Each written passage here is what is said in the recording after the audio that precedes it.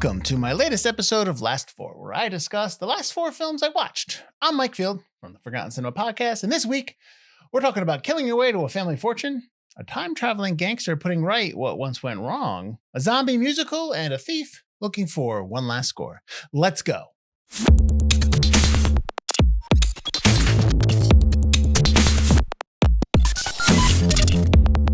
How to Make a Killing. Written and directed by John Patton Ford, who's done Emily the Criminal. Inspired by the novel Israel Rank and the movie Kind Hearts and Coronets. Stars Glen Powell, Margaret Qualley, Ed Harris, Topher Grace, and Jessica Henwick, to name a few. Beckett Redfellow is getting that family fortune any way he can. By murder. He's murdering people. The story is intriguing. The setup, the journey of Beckett, it all is, quite fascinating, interesting. There's like some cool elements there. Some of the deaths and the planning of those deaths are interesting, but some of the other deaths are not. They just they're a little flat. The whole murder setup, the whole thing, I just didn't buy it. There's a thing at the end that happens with Beckett that I didn't buy. There's nothing overtly off about the story, but yet I feel like it's off. I feel like there is something blocking me from connecting to the story. I don't know what it is. It could be a me thing. It could be just within the story, it's not working for me. But whatever it is, it just feels off. Fans of the dark comedy, humor in the face of tragedy. If you like movies like Seven Psychopaths or Things to Do in Denver When You're Dead, this is a movie that's for you. If you're a big Glen Powell fan, obviously he runs the show here, so this is obviously a movie you would like as well.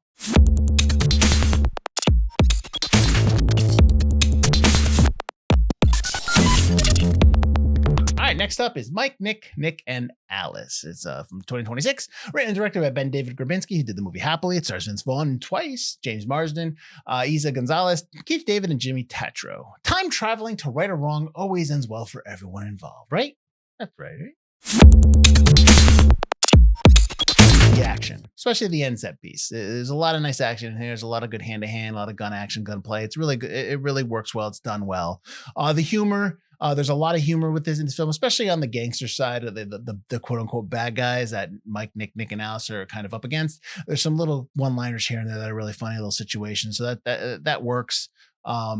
The cast itself, the main cast with Vaughn and Marsden and Gonzalez, there's a lot of chemistry there. They work well together. There's a scene that I'm sure you've seen online and on social where they're kind of breaking down the Gilmore Girls and stuff like that. So that is pretty indicative of the chemistry throughout the movie. So that definitely works.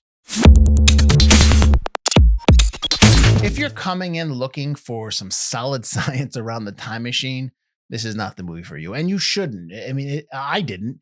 It's a plot device. It's just there to allow us for some interesting scenes. It's there to set up this whole plot of Nick coming back, and it works. So don't look too deeply into the time machine aspect, because that's not what this movie is about. The whole buildup for the Baron falls flat for me. I'm okay with what they did, but I wanted a little bit more. I wanted maybe either a little more lead up or a little bit more like what happens with the Baron. But for me, it just didn't work. People who love a fun Saturday night film, this is the movie. Look, this movie is good. This movie is a fun watch. This movie is a good watch to watch with others. It's a nice thing to just flip on. It's on Hulu now. Go check it out. And Disney Plus, I guess. So it's definitely a movie worth your time. It is not a bad film. There's a lot of mediocre stuff out there. This is not one of them.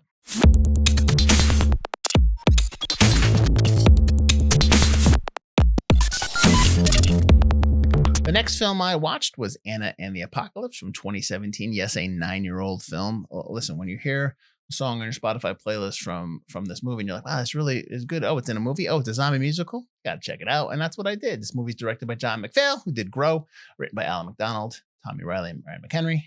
It's a film overseas. It's a Scottish film, right? I'm guessing. So if I've corrected myself, if I didn't, I'm right. Starring Ella Hunt, Malcolm Cummings, Sarah Swire, and Christopher Laveau. Fighting off a zombie horde is better with music than without. That's what I always say.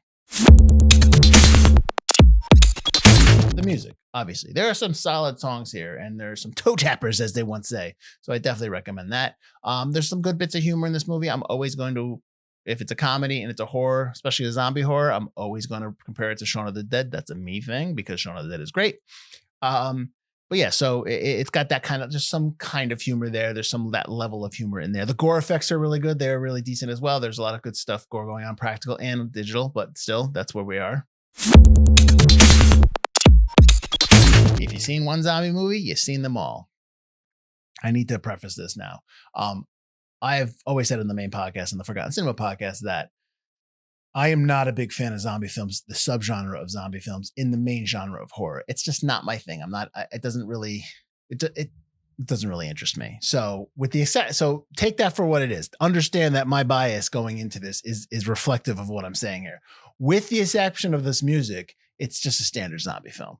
I will always, like I said before, I will always compare a zombie movie, a zombie comedy, especially with Shaun of the Dead, because that's a great film, like I said before. And that is a me problem. That is not anyone else's problem. What doesn't work is fully like revealing of like what Mike Field likes in his horror. Zombie ain't it. But still, if you love zombie films, then you're going to like this. Which leads me to this. Fans of horror movies. If you also love musicals, then you too. If you love zombie movies, then obviously this is a film that you're going to dig into. I have great respect for zombie films. I just don't prefer them. That's all. That's me. But if you do, if you love them, put this on your list.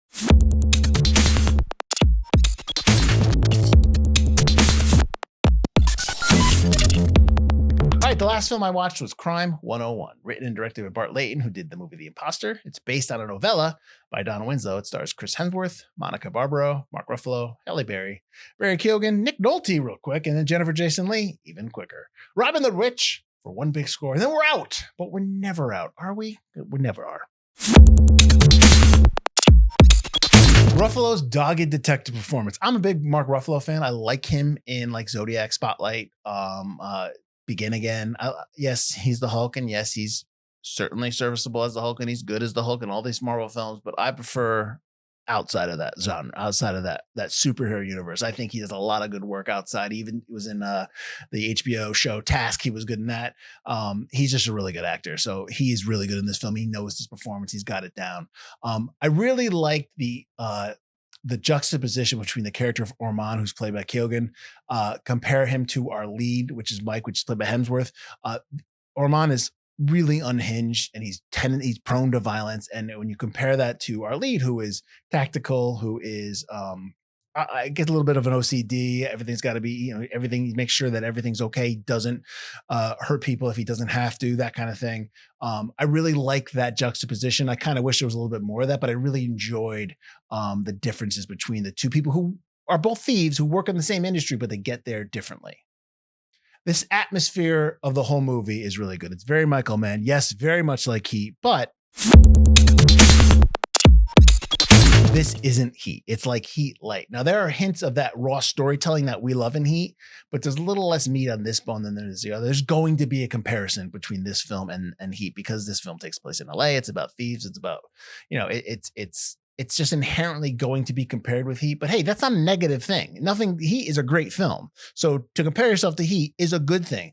If you don't quite make that level, hey, what are you going to do? Heat, like I said, is a great film. The other thing I wanted more of a reason or influence of Nick Nolte's character. I wanted to know more about his character. He kind of puts into motion stuff that affects the mid-second act and the third act. And then we don't see him anymore. He's gone. And I really was interested in that relationship with him, Mike. He kind of hints at it a little bit where he comes from. But like, I just kind of wanted to know his connection to all this a little bit more. The final big score, it's kind of a letdown. It was more of a smash and grab. It wasn't as big as they kept hyping it up to be. I really wanted more there. The movie is way too long. It's not that it's too long. It just feels long. I'm okay with a long movie, but if it starts to feel long, that's a problem with me because then you just start checking your watch. And I try not to second screen. So I'm not going to say I didn't second screen, but you try very hard not to when I'm watching films. People who love Heat, I just said, I know I just said it's Heat light, and that's not a bad thing. Like I said, people who like that type of movie, who love Heat, who like big plot driven stories that pit cops versus robbers, like Den of Thieves, even the sequel to Den of Thieves. If you like those type of films, then this movie is right up your alley.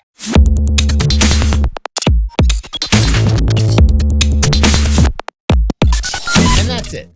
That is my latest episode of Last Four.